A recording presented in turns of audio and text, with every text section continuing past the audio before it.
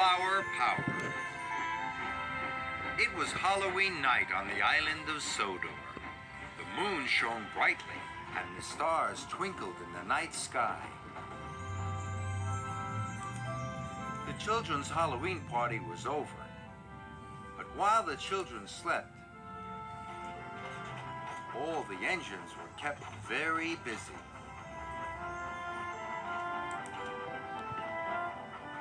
Thomas was alone at Tidmouth's sheds when Sir Topham Hatt arrived.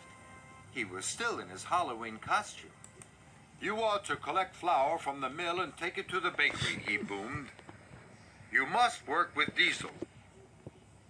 The island needs its morning toast, and Lady Hatt and I need our English muffins," he added sternly. "So I'll have no mishaps tonight." Thomas didn't want to work with Diesel, but he wanted to be really useful.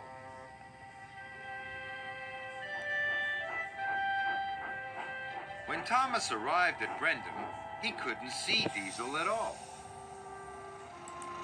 Diesel was up to his old tricks.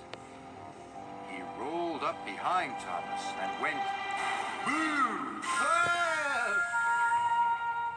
"Trust the silly old steamy to be scared on Halloween," Diesel sneered.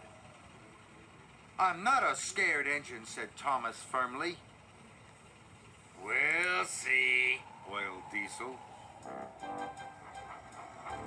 Thomas and Diesel headed for the flour mill. Diesel teased Thomas with every click and every clack. When they arrived at the woods, Diesel cried, "It's the haunted forest!" And he called out, "Whoa! Thomas!" in a spooky voice.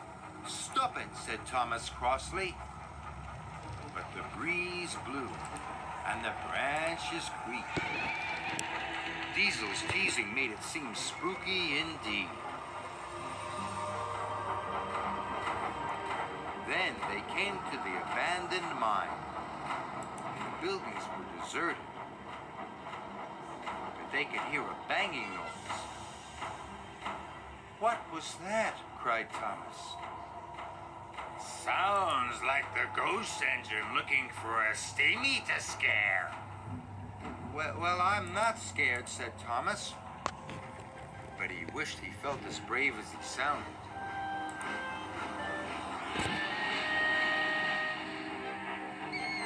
Thomas and Diesel had to stop at a red signal. It was next to a twisty old tree. The wind whistled and Thomas heard a strange cry. Suddenly, Thomas felt something touch his tender. "Look out!" cried Diesel. "The ghost engine is after your funnel." "Cinders and ashes!" gasped Thomas. And he let out a frightened peep. Scared engine," Diesel teased. Thomas was very cross with Diesel. He wanted to pay him back for all his teasing. Thomas and Diesel arrived at the flour mill. Thomas rolled up to collect the flour. Then Thomas had an idea. "We'll see who's a scared engine," he puffed. Thomas biffed the freight cars out of the way and rolled up under the chute himself.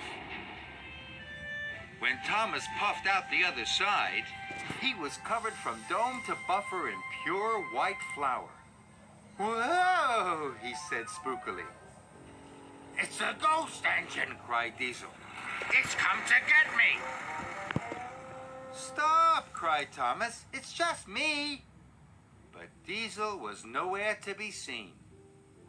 After Diesel had gone, the mill seemed very quiet. But there was still work to do. The island needs its bread, thought Thomas, and Sir Topham Hatt needs his English muffins. Thomas shunted all the freight cars into one long line, and he set off for the bakery, all alone.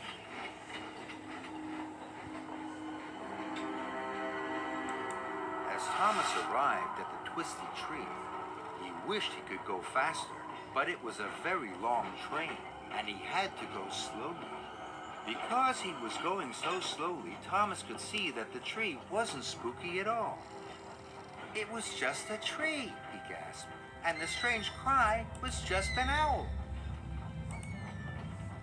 Thomas was relieved. Thomas chugged towards the abandoned mine. He could still hear the spooky banging. He looked to his left and then to his right, and he saw what was making the noise. It's just an old door, he gasped. The wind is making it crash.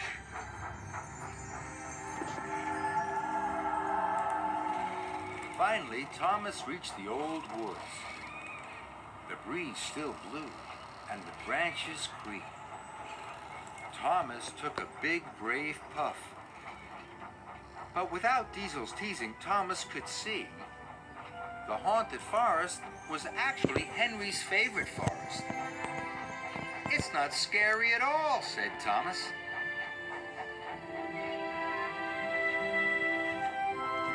Thomas arrived at the bakery. He was tired but happy. Oh, it's the ghost engine, sir, Diesel told Sir Topham Hatt. And it's come to get me! It's not a ghost engine, boomed Sir Topham Hatt. That's Thomas. He's a really useful engine. Thomas, you have done a splendid job, Sir Topham Hatt said. You deserve an extra special washdown. Thank you, sir, puffed Thomas proudly. And while Sir Topham Hatt waited for the first batch of English muffins, Thomas looked forward to telling his friends his Diesel Halloween story.